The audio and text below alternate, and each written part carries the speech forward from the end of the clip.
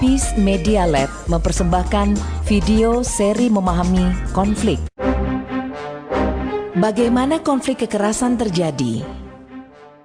1 tahun setelah reformasi awal tahun 1999, masyarakat Indonesia dikejutkan oleh konflik kekerasan komunal bernuansa agama dan etnis.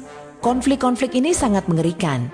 Misalnya, dalam konflik di Maluku yang berlangsung dari Januari 1999 hingga Januari 2003, tercatat 5.000 orang meninggal dunia, sekitar 500.000 orang menjadi pengungsi, serta hampir 80% dari fasilitas dan bangunan rusak. Tahukah Anda, konflik ini hanya dipicu oleh perkelahian 2 orang pemuda. Tapi mengapa konflik ini meledak dan sulit dipadamkan hingga 4 tahun lamanya, serta memakan ribuan korban? Marilah kita mengenali dan memahami konflik. Konflik kekerasan berkecamuk karena ada suatu peristiwa. Misalnya perkelahian, pembunuhan, sengketa, perebutan kekuasaan, dan lain-lain. Inilah yang disebut pemicu konflik. Pemicu bisa dilihat peristiwanya dan akibatnya. Tetapi ada faktor lain yang mendasar, yaitu akar konflik. Akar konflik biasanya tidak terlihat di permukaan.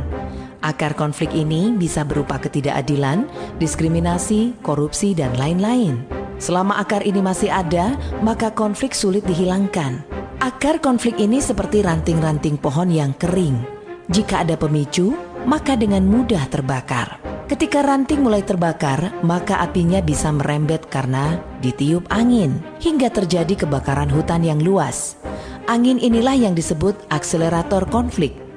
Akselerator konflik bisa berupa isu agama, suku, atau identitas-identitas lain.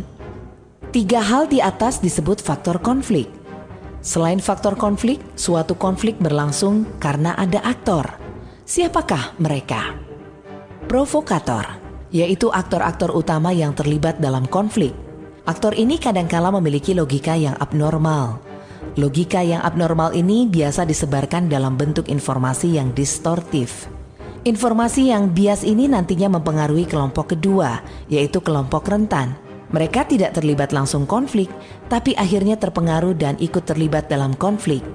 Aktor ketiga adalah kelompok fungsional, yaitu kelompok yang tanggung jawab utamanya adalah menghentikan kekerasan dan mencegah meluasnya konflik. Aktor fungsional ini berperan sebagai pemadam kebakaran. Jika aktor fungsional ini gagal atau terlambat memadamkan api-api kecil, maka pengaruh provokator akan terus merembet ke kelompok-kelompok rentan. Maka konflik akan makin meluas. Konflik akan mengalami berbagai fase, dari fase ketegangan, terjadi kekerasan, jatuhnya korban, dan terus meluasnya konflik. Itulah yang disebut fase ekskalasi. Ketika konflik mulai diatasi, akan terjadi perundingan, perdamaian. Itulah yang disebut deeskalasi. Bagaimanakah seharusnya sebuah konflik ditangani? Simak terus seri video ini.